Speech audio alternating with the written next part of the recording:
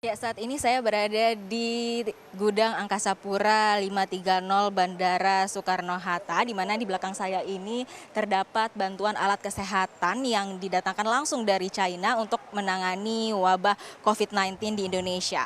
Bantuan ini tiba di Indonesia pada dini hari tadi menggunakan pesawat Garuda Indonesia tipe Boeing 777 yang bertolak dari Bandara Pudong, Shanghai pada 26 Maret 2020. Waktu petang.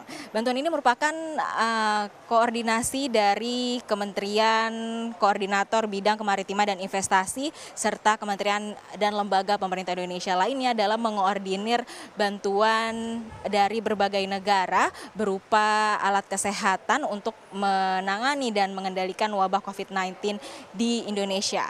Tadi disampaikan oleh Sekretaris Kemenko Maritim dan Investasi Agung Kuswandono ini mengatakan bahwa total bantuan ini sekitar 40 ton yang bernilai lebih dari 2 juta dolar Amerika Serikat.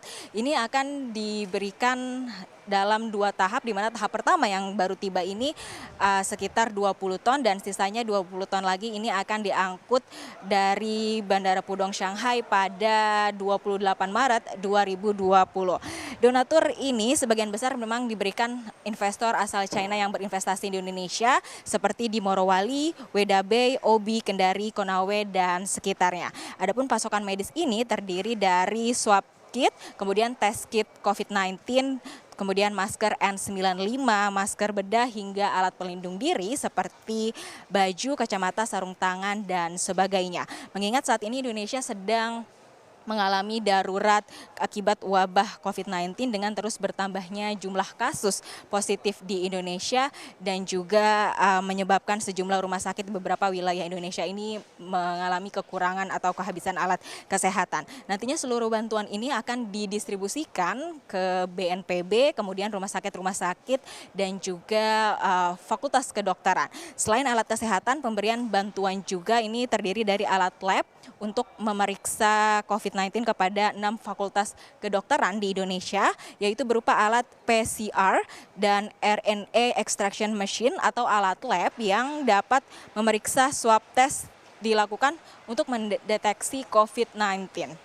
Sehingga diharapkan pada bulan April di minggu kedua ini semua fakultas kedokteran akan memiliki kemampuan untuk melakukan tes masing-masing sebanyak 1.000 sampel per harinya.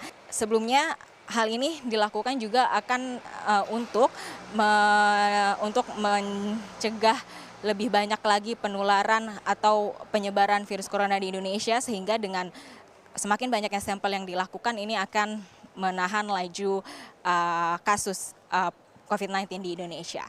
Dari Tangerang, Banten, Ratu Rina dan Muhammad Ridwan, Tim Liputan CNBC Indonesia.